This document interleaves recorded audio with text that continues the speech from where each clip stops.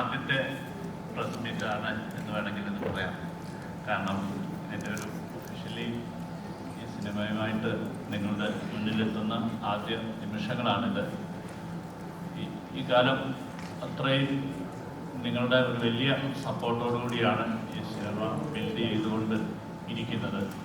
ഇതിൻ്റെ പ്രദർശനത്തിലേക്ക് എത്താറാകുന്നു. മാർച്ച് 28-നാണ് എൻ്റെ റിലീസ് എന്നുള്ളത് എല്ലാവർക്കും അറിയാവുന്ന കാര്യമാണ്. അതുമായി ബന്ധപ്പെട്ടിട്ടുള്ള നിങ്ങളുടേതായിട്ടുള്ള ചോദ്യങ്ങൾ, ചിന്തകൾ ഒക്കെ ഷെയർ ചെയ്യുന്നതിനാണ് ഈ ടീം നിങ്ങളോടൊപ്പം ആയിരിക്കുന്നത്. ഇവിടെ സൂചിപ്പിച്ചതുപോലെ തന്നെ അത്തരത്തിലാവട്ടെ നിങ്ങളുടെ ഡിസ്കഷൻസ് കരുതുകയാണ്. എല്ലാവരെയും ഒരിക്കൽ കൂടി ഞാൻ ഭാഗമായി സ്വാഗതം ചെയ്യുന്നു. Thank you.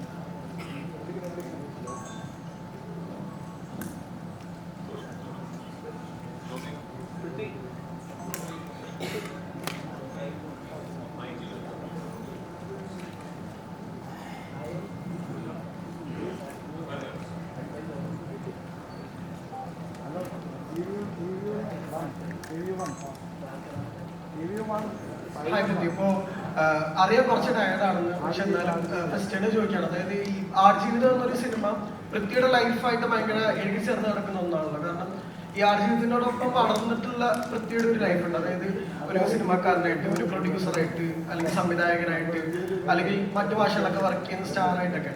ശരിക്കും ആടുജീവിതം മുന്നോട്ടുള്ള സിനിമാക്കിന് തന്നിട്ടുള്ള ഒരു ക്ലാരിറ്റി എന്താണ്? നമസ്കാരം.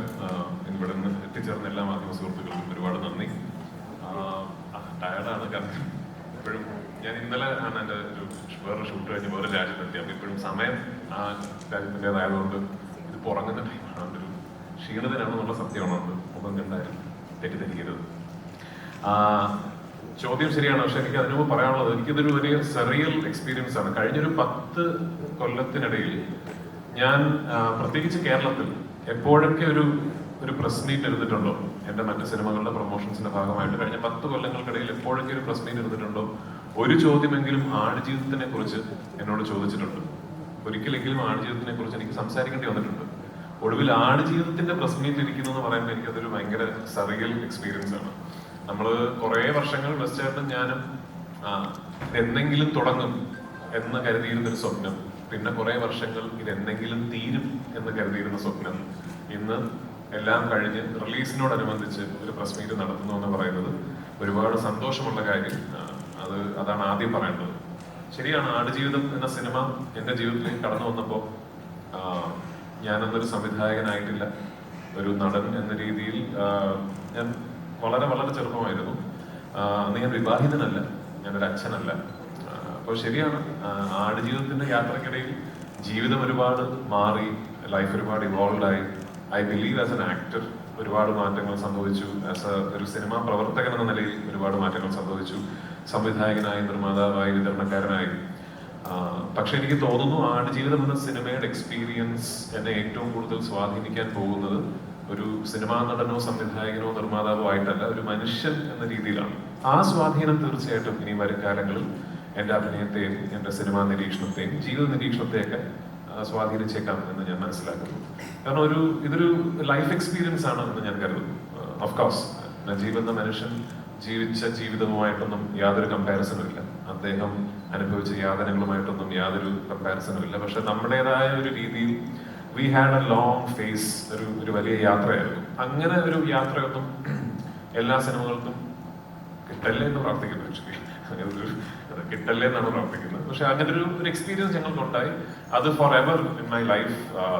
I think I will be thankful for it. ഇപ്പോൾ അതെന്തായാലും as I was being part of the experience ഒരുപാട് ദിവസങ്ങളിൽ ചേട്ടനും ഞാനും ഇതെന്തുകൊണ്ട് എന്തിനിങ്ങനെ എന്ന് ചിന്തിച്ചിട്ടുണ്ടെങ്കിലും ഇന്നിപ്പോ we are all very thankful for the experience and we are all richer as human beings. മനുഷ്യരെന്ന നിലയിൽ കുറെ കൂടെ ഇവോൾവ് ആയി.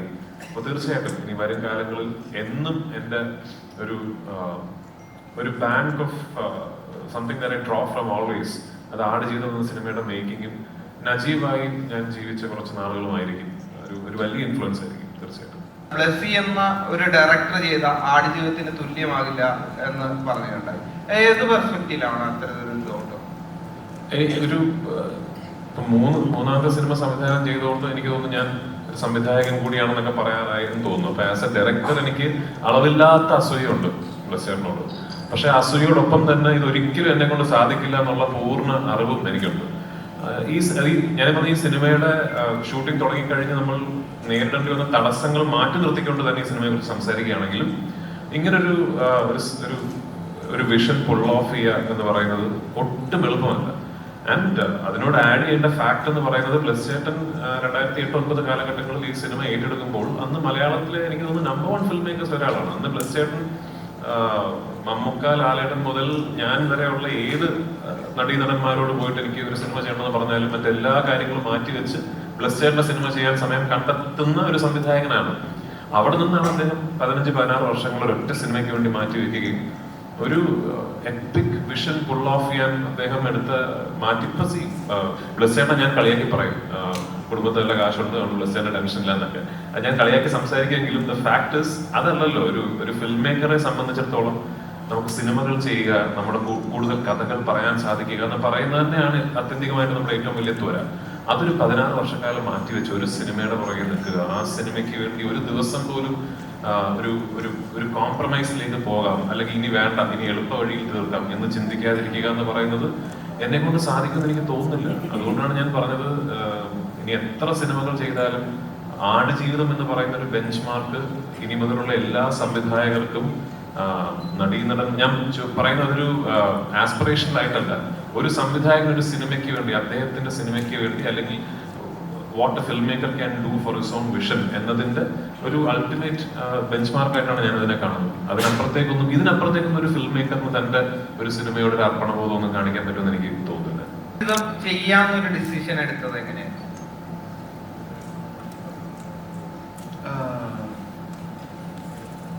So when he first approached me, I think he told about the book and how famous the book is, and I was just all the people whom I met, as they've told about Mr. Blessing and his movies and the respect he had for Kerala. So I've not seen any of his movies. I said yes.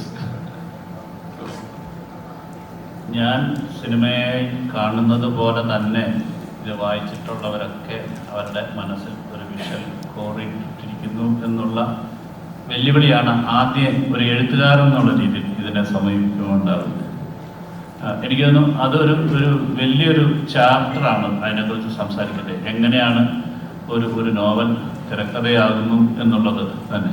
കാരണം 43 അധ്യായങ്ങളിലായിട്ട് ഒരു 3.5 വർഷക്കാലത്തെ ജീവിതം പറഞ്ഞ് ഓരോ 43 അധ്യായങ്ങളിലായി പറഞ്ഞ ഒരു novel ഒരു സിനിമയാക്കണമെങ്കിൽ ഒരു 9-10 മണിക്കൂറുകൾ വേണ്ടി വരുന്നതാണ്. ഞങ്ങൾ ഷൂട്ട് ചെയ്ത ഫസ്റ്റ് എഡിറ്റ് തന്നെ 3.5 മണിക്കൂർ ആണ് ഉള്ളത്.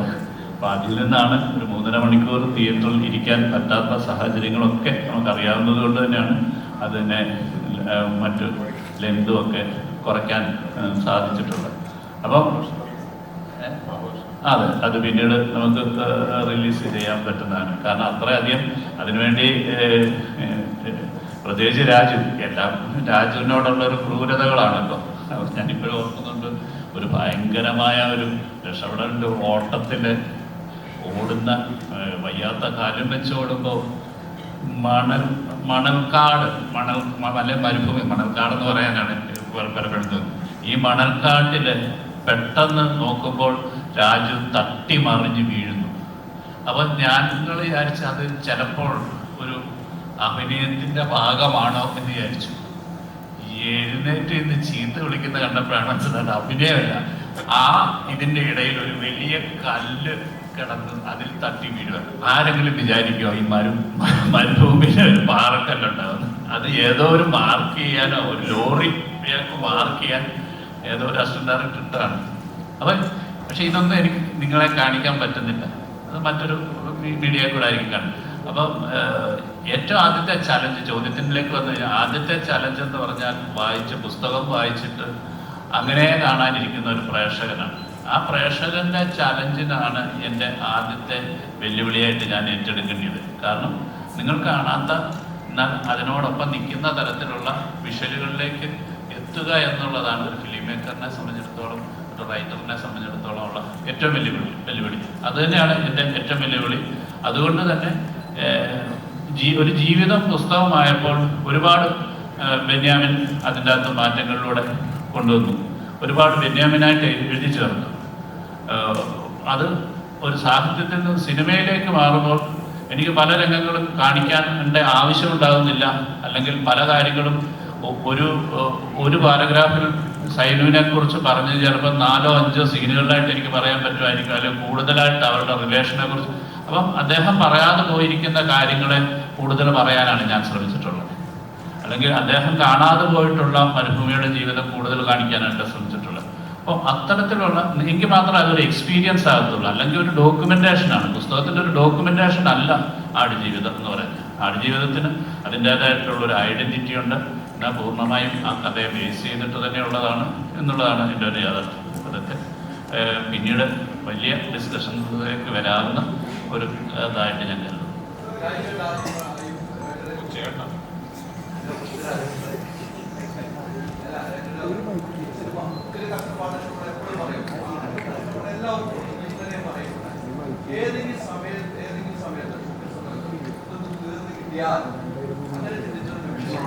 തീർന്നു കിട്ടിയാൽ എന്നുള്ള ചിന്ത. ഇന്നലെ പറഞ്ഞ മറ്റൊരു പോയിന്റ്, എൻ്റെ വൈഫും കളിയാക്കിയാണെങ്കിൽ എൻ്റെ വൈഫും മോളും വരെ ബ്ലെസ്സിനെ കുറിച്ച് പറഞ്ഞാൽ അങ്ങനെ ഒരു ചിന്താഗതി ഏതെങ്കിലും മുഹൂർത്തത്തിലുണ്ടായിരുന്നു? എന്നും ഉണ്ടായിട്ടുണ്ട്.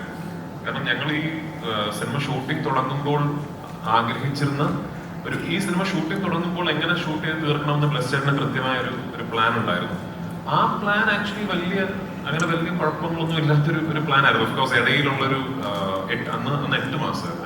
8 മാസത്തെ ഗ്യാപ്പ് ഇടയിലുണ്ടായിരുന്നു എനിക്ക് തടി കുറയ്ക്കാൻ വേണ്ടി. ആ 8 മാസത്തെ ഗ്യാപ്പ് അല്ലാതെ വേറെ അങ്ങനെ പ്രത്യേകിച്ച് എല്ലാം വളരെ പെർഫെക്റ്റ്ലി പ്ലാൻഡ് ആയിട്ടുള്ള ഒരു ഷെഡ്യൂൾ പ്ലാനിങ് ഒക്കെ ഈ സിനിമയ്ക്ക് ഉണ്ടായിരുന്നു.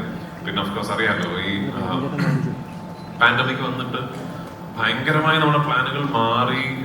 ആ സമയത്ത് ഞങ്ങൾ എപ്പോഴും ആഗ്രഹിച്ചിരുന്നു, ഈശ്വര ഓരോ പ്രാവശ്യം ഷൂട്ട് തുടങ്ങുമ്പോഴും ഇനിയൊരു തടസ്സം ഉണ്ടാവില്ല, ഇതിങ്ങനെ തീർന്നു കിട്ടണേ എന്ന് എപ്പോഴും ആഗ്രഹിച്ചിരുന്നു.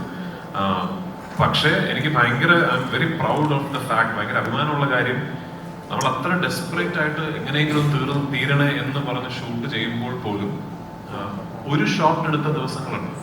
ഒരൊറ്റ ഷോട്ട് പറയുന്നില്ല, ഒറ്റ ഷോട്ട് എടുത്ത ദിവസങ്ങളുണ്ട്. അത് സുനിലും പോയി ക്യാമറ സെറ്റ് ചെയ്ത് മരുഭൂമിയിൽ ഒരു പെർട്ടിക്കുലർ ലൈറ്റ് കണ്ടീഷൻ വരാൻ വേണ്ടി വെയിറ്റ് ചെയ്ത് ഞാൻ മാർക്കിട്ട പൊസിഷനിൽ ചെന്നിരുന്ന് മണിക്കൂറുകളോളം വെയിറ്റ് ചെയ്ത് ഒരു ഷോട്ട് എടുത്തിട്ട് ഇനി ലൈറ്റ് പോയി പാക്കപ്പ് ചെയ്യണം എന്ന് പറഞ്ഞ ദിവസങ്ങൾ ഇത്രയും പ്രശ്നങ്ങൾക്കിടയിലും ഉണ്ടായിട്ടുണ്ട്. അതാണ് ഞാൻ നേരത്തെ പറഞ്ഞത്, അങ്ങനെ ഒരു സിനിമ എന്നൊരു സംവിധായകന് പിന്നെ ഒരു ചെറിയ ഇന്നലെ ഞാൻ വരുന്ന വഴിക്ക് സംസാരിച്ച കാര്യം, ഇപ്പൊ ഈ ട്രെയിലർ കണ്ടപ്പോൾ എല്ലാവരും വളരെ എടുത്തു പറയുന്ന ഒരു ഷോട്ട് ഉണ്ടല്ലോ, ഒരു ഒട്ടകത്തിന്റെ കണ്ണിൽ എന്റെ റിഫ്ലക്ഷൻ ഒരു മാക്രോ ലെൻസിൽ ഷൂട്ട് ചെയ്ത ഒരു ഷോട്ട്. സുനിലുണ്ടോ ഇവിടെ ക്യാമറമാൻ? ഇല്ല, ഓക്കെ. അത് ഒരു സീനിൽ അപ്പൊ പുസ്തകം അറിയാവുന്ന ആൾക്കാരായതുകൊണ്ട് സീനൊക്കെ അപ്പൊ ഞാൻ ഈ മൃഗങ്ങളോട് യാത്ര പറയുന്ന ഒരു സീനുണ്ട്. അപ്പൊ ആ സീൻ ഷൂട്ട് ചെയ്തപ്പോ ഞാൻ ഒട്ടകങ്ങൾക്ക് ഭക്ഷണം ഇട്ട് കൊടുത്തിട്ട്, അപ്പൊ ആ സമയത്ത് ഒട്ടകങ്ങളൊക്കെ നമ്മൾ ഹലോ എന്നുള്ള അത്രയും നാളായല്ലോ. അപ്പൊ നമുക്കെല്ലാവർക്കും ഭയങ്കര ഇഷ്ടമുള്ളൊരു ഒട്ടകമുണ്ട്, കാണാൻ ഭംഗിയുള്ള ഒരു കക്ഷി. അപ്പൊ പുള്ളിക്കാരനെയാണ് നമ്മൾ ഈ ഷോട്ടിന് നിർത്തിയിരിക്കുന്നത്. അപ്പോ അങ്ങനെ ഭക്ഷണം ഇട്ട് കൊടുത്തിട്ട് ഞാൻ പോവാണ് എന്ന് പറയാണ്. ഭക്ഷണം ഇട്ട് കൊടുത്തിട്ട് ഞാൻ പോവാടാ, ഇനി ഞാൻ വരില്ല, തിരിച്ചു വരില്ല എന്ന് പറഞ്ഞപ്പോ എന്റെ ഷോട്ട് എടുക്കുകയാണ് ഒട്ടകത്തിന്റെ സജഷൻ. ഒട്ടകം കഴിച്ചുകൊണ്ടിരുന്ന ഒട്ടകം പെട്ടെന്ന് എണീറ്റ് എന്നെ നോക്കി. അപ്പൊ നമ്മൾ ഓക്കെ, അത് കഴിഞ്ഞ ഷോട്ട് ഉടനെ ഇദ്ദേഹമാണല്ലോ, അത് കൊള്ളാം, ഇനി ഒട്ടകത്തിന്റെ റിയാക്ഷൻ എടുക്കാന്ന് പറഞ്ഞു. ഞാൻ തമാശ പറയാൻ ശരിക്കും, ഒട്ടകത്തിന്റെ റിയാക്ഷൻ ഇത് എവിടെ ഇപ്പുറത്ത് ക്യാമറ വെച്ചിട്ട് എനിക്ക് ഓർമ്മയുണ്ട്, ഒരു ദിവസം വൈകുന്നേരം ഒരു 4-4:30 മണിക്കാണ് എന്റെ ഷോട്ട് എടുത്തത്. അപ്പൊ അതേ സമയത്ത് വേണമല്ലോ ഒട്ടകത്തിന്റെയും ഷോട്ട് എടുക്കാനല്ലേ, ലൈറ്റ് വേറെ ആയിരിക്കും എന്ന് പറഞ്ഞ് എത്രയോ ദിവസങ്ങൾ നമ്മളൊരു 3:30 മണിയാകുമ്പോൾ ഷൂട്ട് നിർത്തിയിട്ട് ക്യാമറയായിട്ട് പോയിട്ട് ഒട്ടകത്തിന്റെ ഷോട്ട് എടുക്കാൻ നിൽക്കും. എനിക്ക് തോന്നുന്നൊരു 7-8 ദിവസങ്ങൾ കഴിഞ്ഞിട്ടാണ് നിങ്ങളിപ്പോ കാണുന്ന കണ്ണിലെ റിഫ്ലക്ഷൻ ഷോട്ട് കിട്ടിയിരിക്കുന്നത്. അപ്പൊ അങ്ങനെ ഈ സിനിമ ചിത്രീകരിക്കാൻ സാധിച്ചു എന്ന് പറയുന്നത് എനിക്കൊരു വലിയ ഭാഗ്യവും അഭിമാനവും ഉള്ള കാര്യമായിട്ട് ഞാൻ കരുതുന്നു. അപ്പൊ അത് തീർച്ചയായിട്ടും അത് ഒരു ദിവസമല്ല, ഒരുപാട് ദിവസങ്ങൾ പ്ലസ് ചേട്ടനും ഞാനും വൈകുന്നേരങ്ങളിൽ മരുഭൂമിയിലിരുന്ന് രാജു തീരും എന്ന് സംസാരിച്ചിട്ടുണ്ട്. ബെന്യാമിൻ്റെ ആടുജീവിതത്തിന്റെ അവസാനത്തിൽ എഴുതിയിട്ടുണ്ട്, അദ്ദേഹത്തിന് ഏറ്റവും പ്രിയപ്പെട്ട വരികളിലൊന്ന് ഈ മരുഭൂമിയുടെ ചൂടിനെയും കാറ്റിനെയും ഒക്കെ അതിജീവിച്ച് ഒരു ചെറിയ ചെടി വളർന്നു വരുന്നുണ്ടല്ലോ എന്ന പ്രതീക്ഷയാണ് അദ്ദേഹത്തിന് ഏറ്റവും പ്രിയപ്പെട്ട ഒരു ഭാഗം. അപ്പോൾ ആടുജീവിതം എന്ന് പറയുന്നത് ബ്ലിസിന്റെ സംവിധായകൻ ഏറ്റവും പ്രധാനപ്പെട്ട 16 വർഷങ്ങൾ കൂടി കടന്നുപോയ സമയമാണ്. അതിൽ ഏറ്റവും പ്രിയപ്പെട്ട സമയം ഏതായിരുന്നു? ആൻഡ് പൃഥ്വി ഈ നജീബൊക്കെ പ്രതീക്ഷിച്ചിരുന്ന പോലെ ഒരു ചെറിയ ചെടിയായിരുന്നു അദ്ദേഹത്തിന്റെ പ്രതീക്ഷ, അതുപോലെ പൃഥ്വിയുടെ പ്രതീക്ഷ എന്തായിരുന്നു?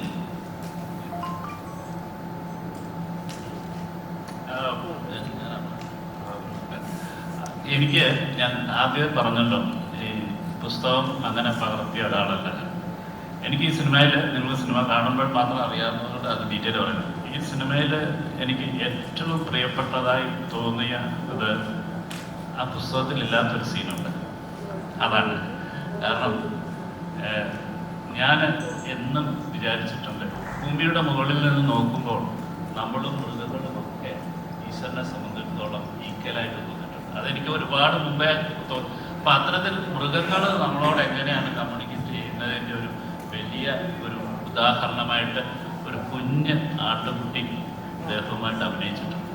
എനിക്ക് തോന്നുന്നു ഞാൻ ഏറ്റവും പ്രിയപ്പെട്ടതായിട്ട് അതിനുവേണ്ടി ഞങ്ങൾ കഷ്ടപ്പാടുകൾ വളരെയാണ്. ശരിക്കും ഞാൻ റസൂലിൻ്റെ അടുത്ത് പറഞ്ഞു, ഞങ്ങൾ മിക്സ് ചെയ്തുകൊണ്ടിരിക്കുമ്പം ആ കുഞ്ഞ് ആട് മരിച്ചുപോയി. എനിക്ക് ഇത്രയധികം വേദനയോടുകൂടി എനിക്ക് എന്നുവെച്ചാൽ ഒരു ആട്ടുകുട്ടി അല്ലായിരുന്നെങ്കിൽ ചിലപ്പോൾ നമ്മൾ അതിൻ്റെ ഫോട്ടോ ഇട്ടത്.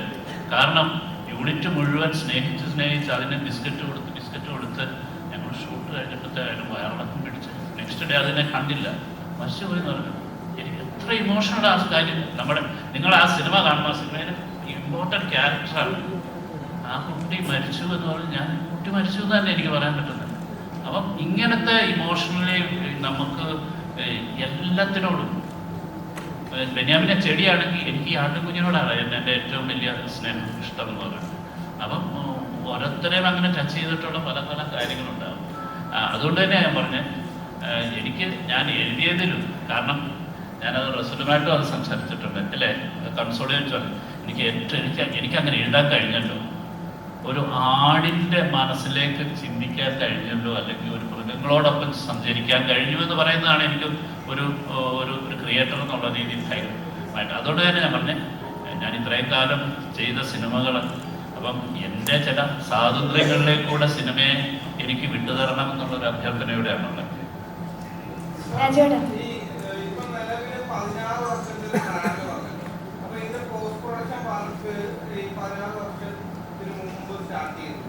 ടെക്നോളജി എന്ന് പറയുന്നത് എപ്പോഴും മാറിക്കൊണ്ടിരിക്കും. ഇവിടെ അപ്ഡേറ്റഡ് ആയിട്ടുള്ള ക്യാമറാസ് ഒക്കെ മാറിക്കൊണ്ടിരിക്കുകയാണ്. അപ്പോൾ ഒരു ക്രിയേറ്റർ എന്ന നിലയിൽ എങ്ങനെയാണ് ഇതിനെ മീറ്റ് ചെയ്തത്?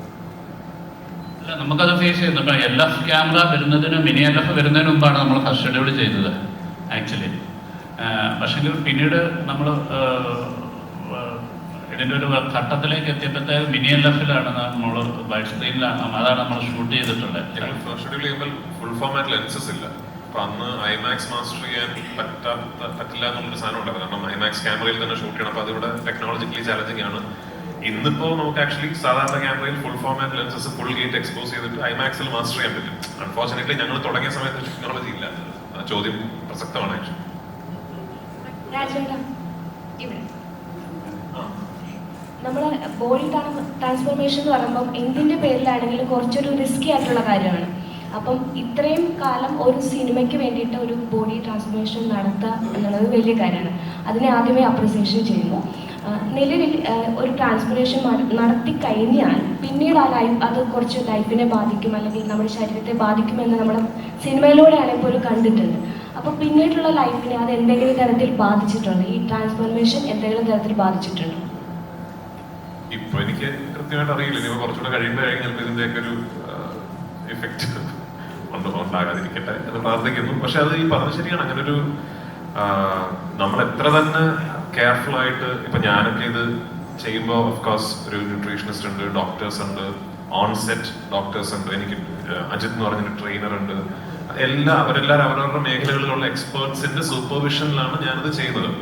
എന്നാലും സേഫസ്റ്റ് പോസിബിൾ വേയിൽ ചെയ്യാന്നുള്ളേ ഉള്ളൂ. അല്ല ഒരു മനുഷ്യന്റെ 1/3 ഓഫ് ദ ബോഡി വെയിറ്റ് കളയുക എന്ന് പറയുന്നത് ഇറ്റ്സ് നെവർ അങ്ങനെ ഒരു ഹെൽത്തി ആയിട്ടുള്ള കാര്യമല്ലല്ലോ.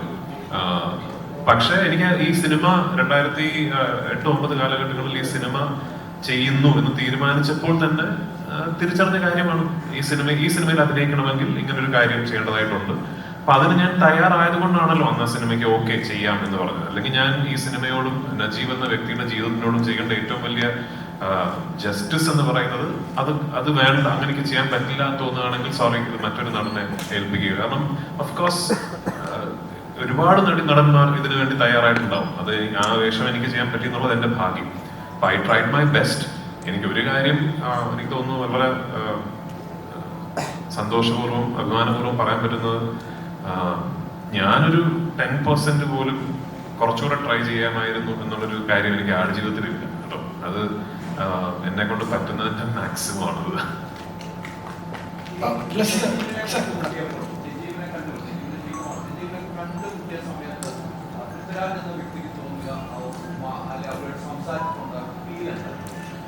ഇത് ആക്ച്വലി ഞാൻ സംസാരിക്കണമെന്ന് കരുതിയിരുന്നൊരു ഇതാണ്.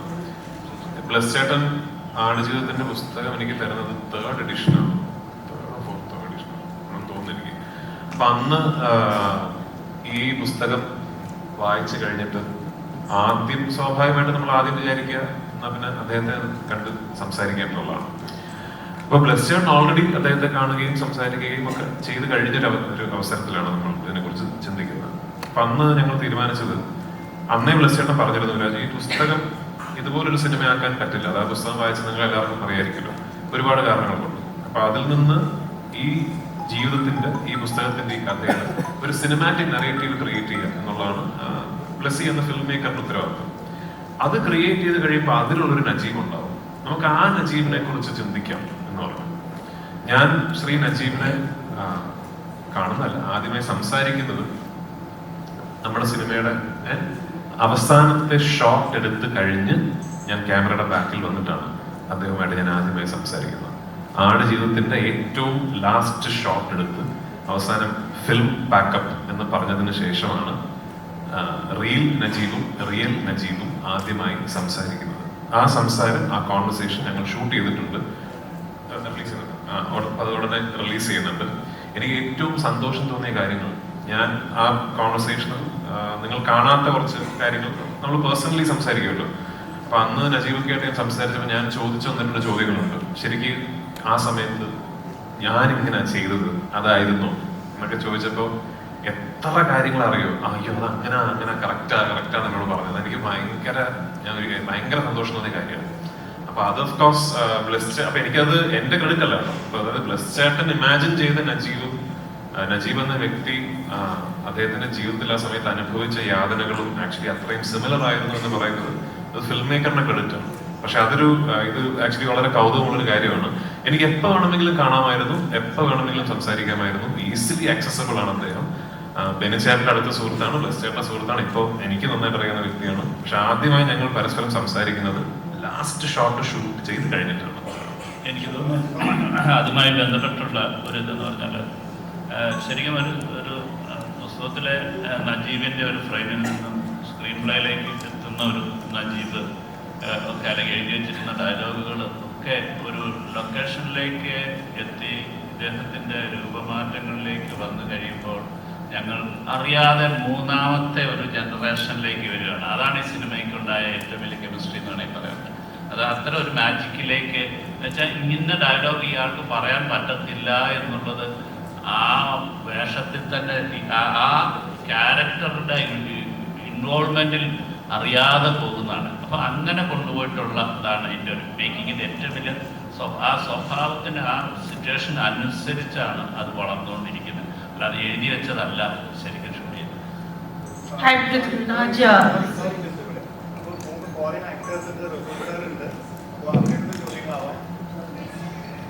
Hi Prithviraj, Sana here from India Today.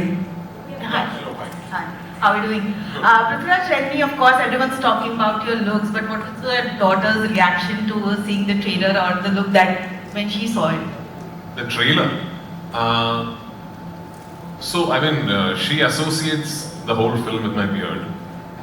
Because I used to be sporting a really long beard for the longest time, and she thought it was very cool. So she keeps associating Aadujivitham with the time Dada had the beard. I don't know if there's a film I'd want her to see. And I've made this remark before and people have taken it out of context. When I said that, I have not shown my films to my daughter. I've had to field questions where people have asked me, then how do you come out and say that, others should go to theaters with family and watch the film? The difference being that when my daughter watches a film of mine, she's only 9, she will keep seeing her father on screen. She will not see an actor. Unlike your children, who will see Prithviraj the actor. So it's a different contextual scenario where a 9-year-old child will have to go and see her father on screen doing things that she never sees him doing otherwise. So for that reason, I have not shown her any of my films, but this is one film when at some point I will proudly show her. And if at one point my daughter turns around and asks me, were you an actor? What does being an actor mean? I think the first film I'll show her is Aadajeevitham. Also, because it's a survival drama, tell me 3 things that you cannot survive without. My daughter, my wife, and cinema.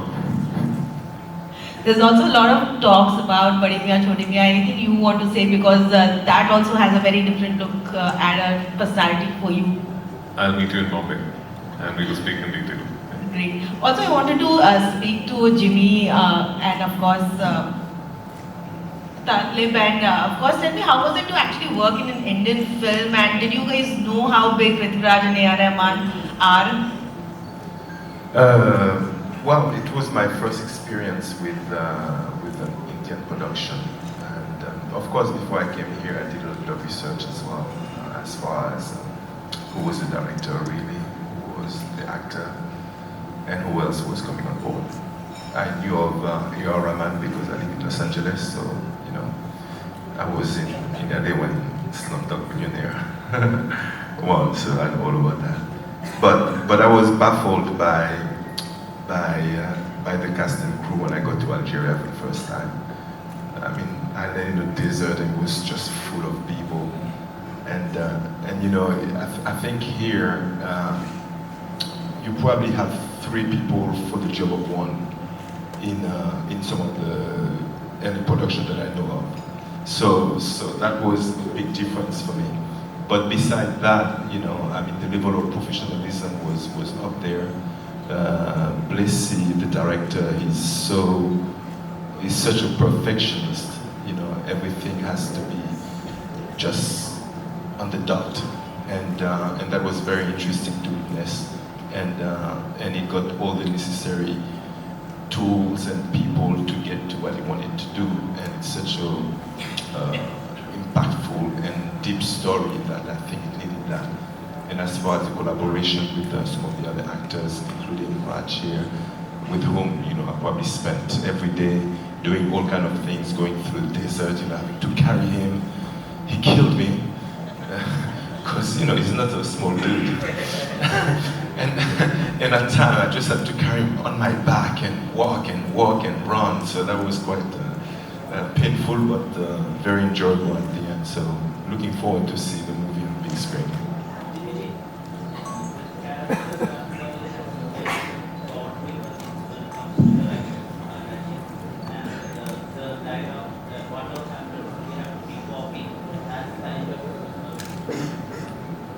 Hi, Jimmy Jin.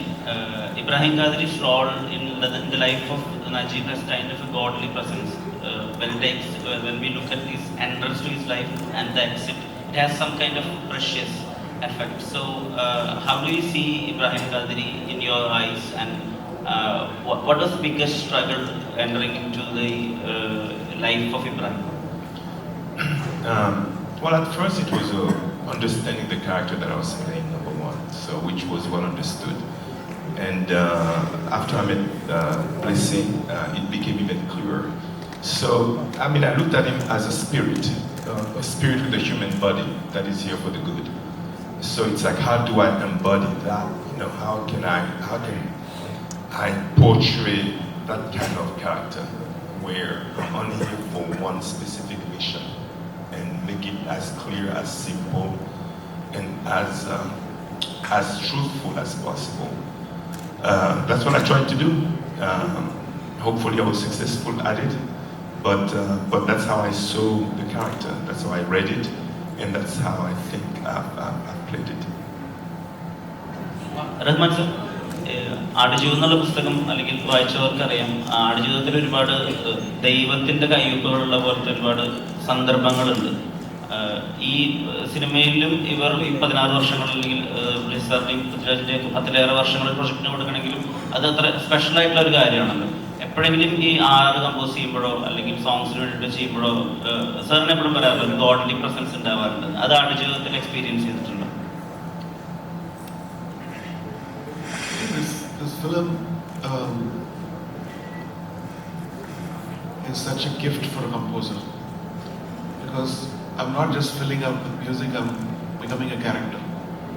That character sometimes is God's point of view, sometimes director's point of view, sometimes the main character's point of view. So it keeps shifting. That is the main theme which we have done, and which I played yesterday. That is the main theme, which is probably God looking at the main character Najib with mercy. And I don't want to say much. I think we should look at the film, but we don't want to influence you to what you should feel. You should feel what you should feel, with the amazing performance of Jimmy and Prithvi and all the cast. Rahman sir, over here sir. Stay from. Sir, Fahad Fasil told that after watching Mohammed, you told him to stop doing such kind of negative characters. So when it's come to Adujeevitham, is there anything you like to tell Raju Ettan after watching his performance? Raju didn't do anything. He's an all-rounder. I told to Fahad because I've not watched many of Fahad's movies, because I know him as a person, because when he came to meet me, that's when you're such a good person, why you are acting such cruel roles. So it was just a fun remark. And Prithvi, I think, is evolved so much. I've worked on Ravanan, I've worked on Kavya Talivan, and all of them are very heavily demanding roles. And in this you should see, I don't want to say much, just watch. Rajesh, അതേപോലെ ഇപ്പം actor Prabhas ഇപ്പം സിനിമയുടെ poster ആണെങ്കിലും trailer ആണെങ്കിലും ഇറങ്ങുമ്പോൾ എല്ലാം share ചെയ്യുന്നുണ്ട്. I hope he is more excited about this film. അപ്പോൾ ട്രെയിലർ കണ്ടിട്ടുള്ള അദ്ദേഹത്തിൻ്റെ ഒരു റിയാക്ഷൻ എങ്ങനെയായിരുന്നു, എന്താണ് പറയുന്നത്? പ്രഭാസ് ട്രെയിലർ വളരെ നേരത്തെ കണ്ടിട്ടുണ്ട്. പ്രഭാസിന് ഭയങ്കര ആകാംക്ഷയോടുകൂടി ഈ സിനിമ ഇറങ്ങുമ്പോൾ കാണണം എന്ന് പറഞ്ഞ്, പിന്നെ ഓഫ്കോഴ്സ് ഞങ്ങളിപ്പോൾ അങ്ങനൊരു we are quite close in the sense we have done a whole film together. Salar Part 2 is going to start shoot very soon. In fact, very, very soon. So we are in touch, and he is a very good friend now. When I'm in Hyderabad, I definitely touch base with Prabhas. Not just there, wherever I am, we are in touch. അപ്പോൾ ഈ സിനിമയുടെ കാര്യം പ്രഭാസും in fact Prashant നീലൊക്കെ ഇടയ്ക്കിടയ്ക്ക് എന്നോട് ചോദിക്കുന്നത് desert film എന്നാണ്. ഇപ്പോൾ ഇന്നലെ നിങ്ങൾ കണ്ട ട്രെയിലറൊക്കെ പ്രഭാസും പ്രശാന്തും വളരെ നേരത്തെ എൻ്റെ ഫോണിൽ கண்டுட்டேன். கிட்ட பேசும்போது சொன்னார், இந்த படத்துக்கு நான் ஒவ்வொரு வாட்டியும் பார்க்கும்போது நான் திரும்பி போய் வேறு ஏதாவது புதுசாக பண்ணணும் அப்படின்னு நினைக்கிறேன் அப்படின்னு சொல்லிட்டு, அந்த அளவுக்கு எனக்கு ஸ்பெஷலாக இருக்குது அப்படின்னு சொல்லிட்டு. பட் மியூசிக் வரும்போது இந்த படத்துக்கு மியூசிக்கோட முக்கியத்துவம் என்ன சார்? பிகாஸ் வந்து it's not high on dialogues, but music is one of the characters இந்த ஃபிலிம். அதை பற்றி நம்ம சொல்லுங்கள் சார்.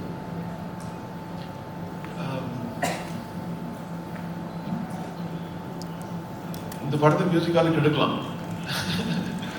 பிகாஸ் மியூசிக் தப்பாக போட்டோம்னா ஐ திங்க் எழுந்து போயிடும் மாதிரி. So if somebody is having an emotion on screen, the characters have an emotion, and constantly have to check whether I'm over preempting the emotion or adding too much to what he's doing or countering it. Countering it is what I wanted to try in this one. If somebody is crying, I should not be crying too. It'll be too much. So I should be almost like a hugging, embrace, mother-like character. Sometimes, as you said, it's a more divine character. And actually, I scored this 3 times.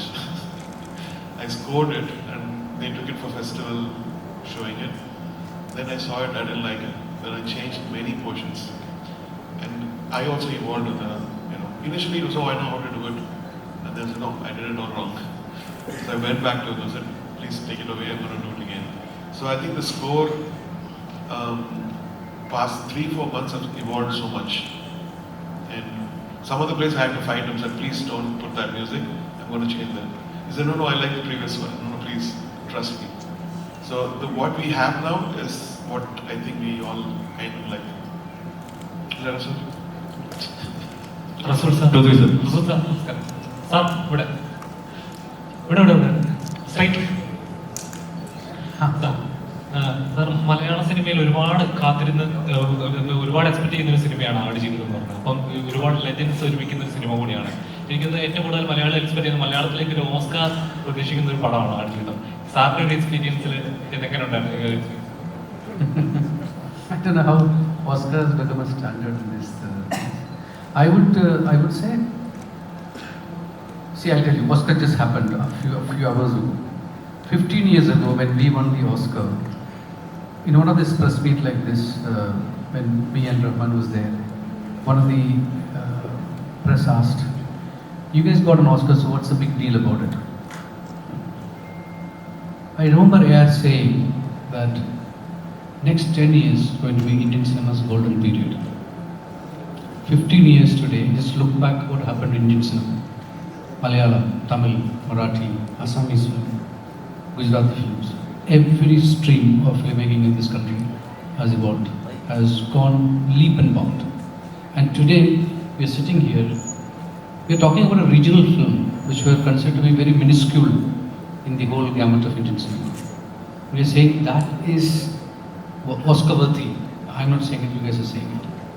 So that's how it has evolved. You know, that is how we have come so far in the last 15 years. I think that is tremendous. The youngsters who came in and changed the entire game in the last 10 years of Malayalam cinema and other regional cinemas. That's the most beautiful thing. And I think Aadijvidam is in the pinnacle of that. Sorry to cut in, sir. I think the respect which each industry is giving and getting. Now people in Pakistan are talking about Malayalam movies. And when did we see the South Indian heroes transcending to North India? It was never allowed before. It's so easy now, and it's because of the talent and what they're doing. So it was always there. If you look at the history of Indian cinema, like Anil Kapoor, Jitendra, all these people start from the South, and South Indian films are very big in the 60s and 70s. And if you look at the biggest musical that has come in Indian cinema, it was always from the South. I mean, native South Indian actors. Yeah, true. So, I mean, Shivaji Ganesan was big, MGR was big, they all were there. But now looking at South Indian cinema and trying, okay, what are we doing wrong? The Hindi cinema is thinking there's something wrong about us. And I feel what is wrong about Hindi cinema today is that they started making packages. You know, last 10 years, that's what they did. The middle class Indian is no more a subject of discussion in Hindi cinema in the last 10 years. Probably last Gajini is a film where we saw a middle class girl, you know. So you've taken a fair share of people from your storytelling. They're obviously going to go against you. And if you look at regional cinema, regional literature, it is rooted, regional cinema's writing is rooted in regional literature. So where the literature is strong, you have strong subjects and you have strong cinema. That's what I think is lacking in Hindi cinema right now. Time to look back.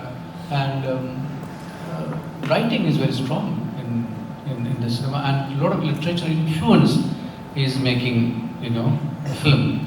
Like one element of a film become a point of a journey. Manjumal Boys, for example. You take one element 30 years ago, you see one song, that is become a filmic idea. So those are the things that are happening. People are like flourishing. So it's so beautiful to be part of that movement, I would say. Hi, sir. Namaste. Anil here. Here it is. Anil from Karnataka. Sir, being a star, being a hero, you dedicated 6 years for Aadijvidam. What made you to dedicate your 6 years for this film? Losing a weight and gaining a weight. Being a star, you'll be busy with other films also. Even though you managed with your date for Aadijvidam, what made you to dedicate yourself for this? what made me dedicate 6 years is the pandemic. Even losing a weight and gaining that. The pandemic, actually. Okay. Although it was never meant to be 6 years. It was supposed to finish shooting in 2 years, which was a reasonable time frame for a film like this. I mean, you will need at least 2 years to do a film like this with an actor going through such a big transformation. And that plan was very set, and we were all very comfortable with it. But then the pandemic happened, and then we had to sort of change locations in the last minute. So we started in Kerala, then we went to Jordan, then we had to come back, then we restarted in Algeria, then came back to Jordan, then came back to Kerala. So all this put together just went on for a while. But having said that, now when I see the film, it's all worth it. I have absolutely no regrets. It's all worth it. What is my 6 years? There's a person sitting next to me who's given 16 years. So, what am I complaining about? You released in Malayalam, Salar, you released in Malayalam, and now Hombale releasing your film in Karnataka. How happy to associate with that? Yeah, I mean, I'm overjoyed. It's just that I think people tend to ask me this question very particularly because I've released a few Kannada films in Kerala, starting with KGF 2, then 777 Charlie. I also did Saptasagara and all that. But I just think I am part of a much larger movement where industries are now working more closely with each other, and this is a dynamic relationship that I think should and will progress. And that is not just with Prithviraj Productions or me and Hombale. I think all over people are now thinking now. For example, Aadu Jeevitham is being released by Hombale in Karnataka, Red Giant in Tamil Nadu, Anil Tadani in the north, Maitri in Andhra and Telangana. So these are all my friends. I have had, so with Anil Tadani, with Maitri, with Hombale, all these people are people with who I have had discussions about how we should all be working together. And they have been saying the same thing to me for the past 5-6 years. I remember from about 2017-18 we've had these discussions, and now it's all coming into fruition. And it's a wonderful way to be doing cinema. It's a wonderful way for industries to be hand-holding each other and making sure that our content travels all over the country. And I think that is the way forward, not just for big-ticket films like Aadu Jeevitham, for all content. I think if we decide to work together, and if we decide that we all are going to make great content, and we all are going to work for each other to make sure that the content travels, I think it's wonderful days ahead for Indian cinema in general. Hi, sir. Rick sir. Hi. Hi, here. So we all know that you're an Arabic actor. So what was an exciting factor that you found in Malayalam film industry and other than the languages? Wow, that's a very big question. Thank you. But right on point. I think I've said this before. I don't know if you're familiar with the history of cinema, but the Lumiere brothers have first invented the camera, and then the first 3 countries to purchase the camera were the Moroccans and the Egyptians and the Indians. So from the get-go, Indian cinema has more than 50, probably more than 60 years ahead of humanity. So in answer to your question, I think I went back to school again. It was so amazing to see very talented people who were very dedicated and very passionate, and I can't put it lightly when I say very passionate. If there's one thing in this room, like let's say we're shooting right now, and maybe the lighting is not proper, then they'll change it. No, they won't just change it, they'll change the whole setting, even the outside environment. Whenever there's a need, there's always a way. I think that was probably the biggest lesson I learned about Malayalam cinema. I remember also a few years back that our lead actor, Prithviraj, his mother was caught in a flood or something of that nature. There were some floods, and we had to stop shooting for a while because there was a big element of danger. Had it been anyone else, right, they probably would have just said, okay, you know what, we're not going to do this. But no, through it all, through monsoon season, through the pandemic, through everything, And, you know, I can't stress it enough, and I've mentioned this before, it is not easy to lose weight and gain weight really, really fast. You can be very, very sick, right? It's happened in with different actors.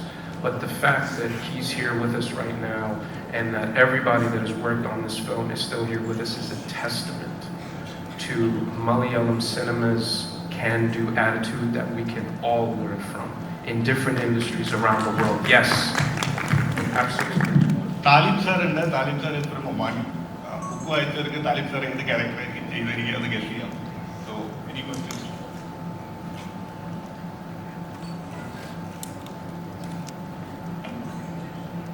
What was your imagination of cruelty? Assalamu alaikum, all of you, and very good morning. Actually, I was dreaming one day to act in India. From 1969, I was watching Indian films, and from 1974, I started acting in TV and small films. 2014, I worked in a long film, big film. It was a cinema. Before all the films it was a small cameras and seems like serials and these things. But the right time was 2014 when I worked with Dr. Khalid in a film in Oman called Al-Boom. Then again we work 2017, we did Zayana film. It is a film between Oman and India. It is shooted in Trivandrum. After this film, I don't know, maybe Angel and some, it seemed like a chance it just came to me that I saw Mr. Blasi. I meet him before that also. Arabic villain. It was my really chance that I'll be in this film and in Kerala. When we started, they sent a script for me. I read the script in English. Then when I came to Jordan, we meet together there. I found that I'm working with the big people. A director like Mr. Blasi, and a very big actor like Raj, and other friends and big team, Special Rogan. And also I just want to say thank you to Mr. Professor Musa Kuti. He is the translator from Malayalam to Arabic. Because if it was English, there was no problem. But in Malayalam to translate to Arabic, it is very difficult. But Professor Musa was the easier one, the person who take us to the next step. I'm very proud to work in this film, and especially a film like Adujvidam. It is a history, not only because of it is a story. Mr. Benjamin, he gave me the book translated in Arabic. I read the book, but I know there is so much difference between reading a book and writing a script for a film. So I'm very proud to be in this film and to be in Kerala. I shifted also, I came here in Cochin, then we went to Chennai, and where we shoot that jail in Kerala. Yeah. This film, I think for me, it seems like a ticket to the international port for me. I'm 64, my age is 64.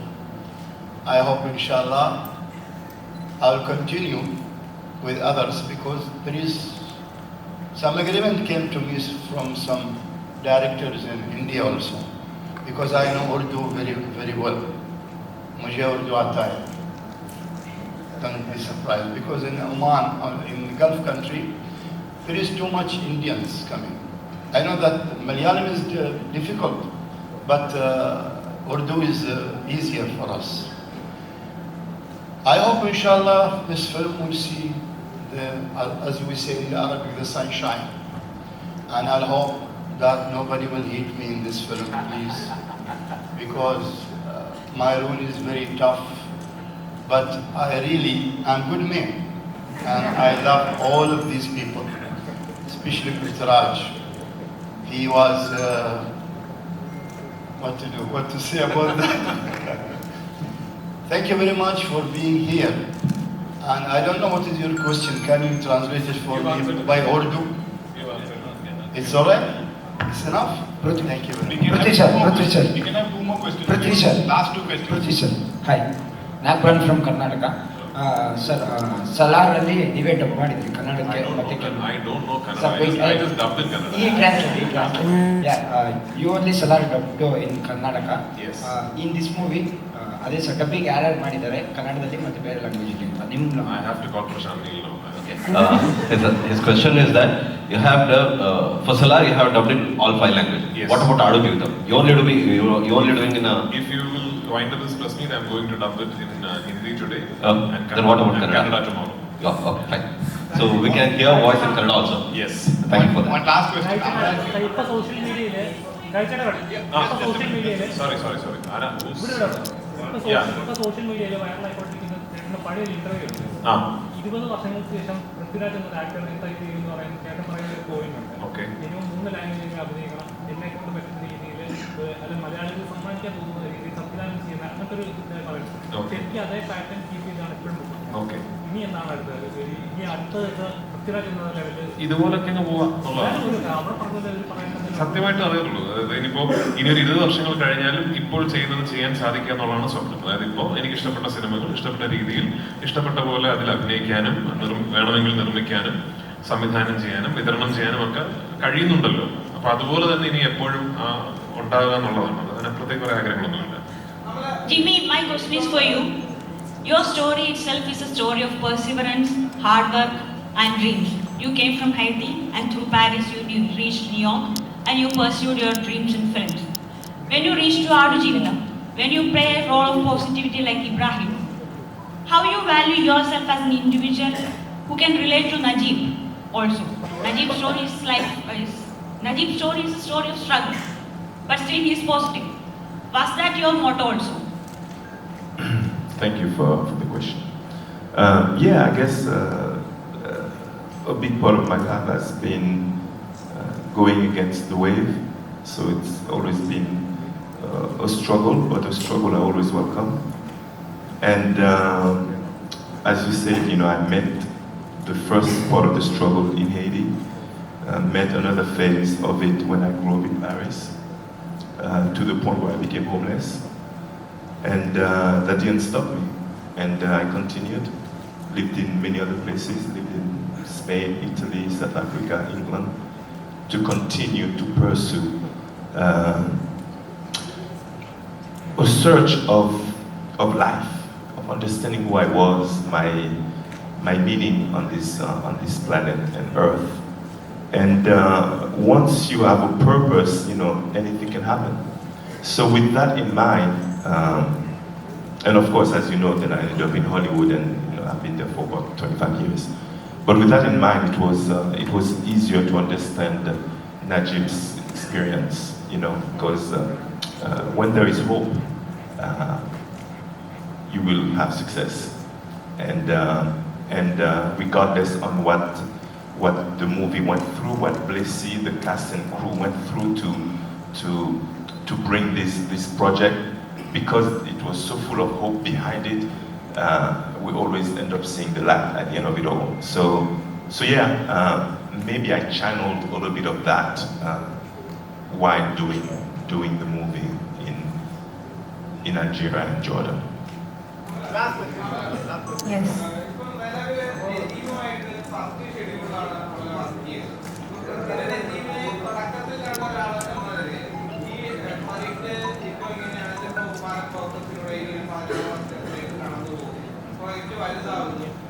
Of സ്ക്രീനില് Blessing സാറിന് basically ഈ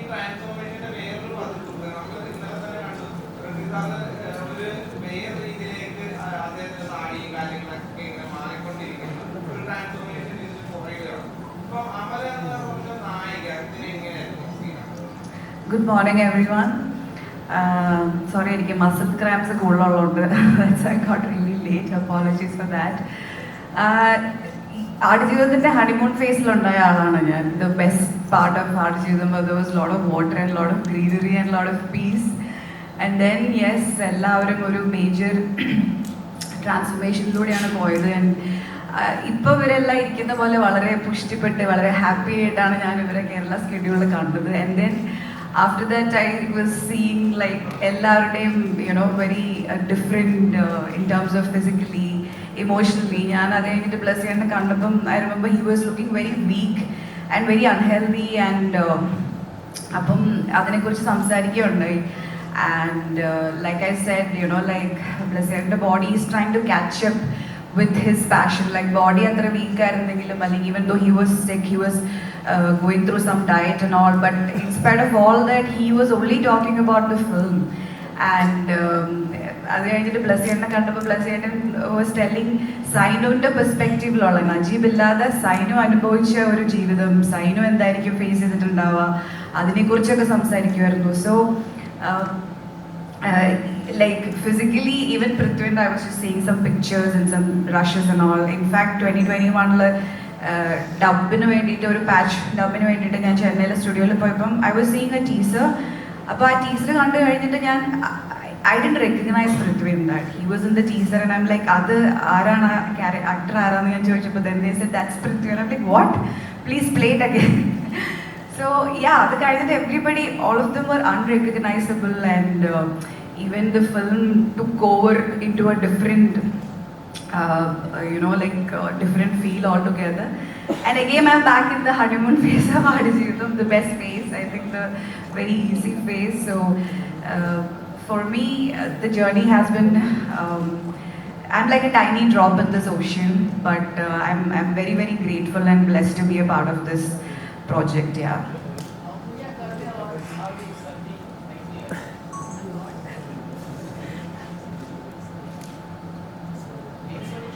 What's the question? The best award is all of them seeing the movie. And I think beyond that, there's no award.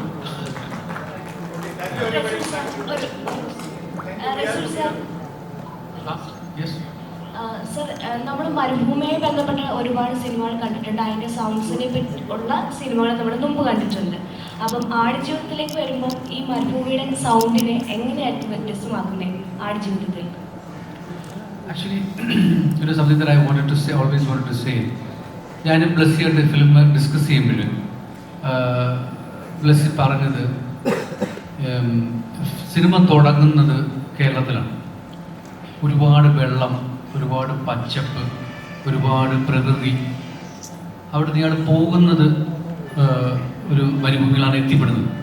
അവിടെ ഒന്നുമില്ല, കാറ്റ് മാത്രമേ ഉള്ളൂ, വരണ്ട ജീവിതം. അവിടെ അദ്ദേഹം കടന്നു പോകുന്ന ഇത് എത്രത്തോളം എനിക്ക് സൗണ്ടിൽ കൊണ്ടുവരാൻ കഴിഞ്ഞാൽ എനിക്കറിയത്തില്ല. പക്ഷേ if you look at the entirety of sound, AR knowingly or unknowingly he has brought it. And in cinema, first half of the film, if you look at the score, it is completely different film altogether. Look at the sound of it. And second half, if you look at it, you don't even believe that this man has changed the whole landscape with the score. So it's two different films when you look at it in terms of sound, which me and Blessy has been discussing right from 2018 onwards. But subconsciously, AR has achieved it. So whatever when the film is done, you talk about sound. It actually came from AR, and I just complimented it. For me, it's two different films. There is a pre-interval Aadujivitham, which has a completely different score, which has completely different orchestration, sound, very rooted, and it has completely different sound in the second half. It's a completely different film. You can just watch Aadujivitham second half, and you can just transcend yourself. So it's very, very, very spiritual, very moving, very It reminds me of a very old film called Sanjari, which is Rasool Ganiwalgar part of it. So it goes into a step ahead of that. So for me, these two films, and he made it possible. And I'd say one of his best work.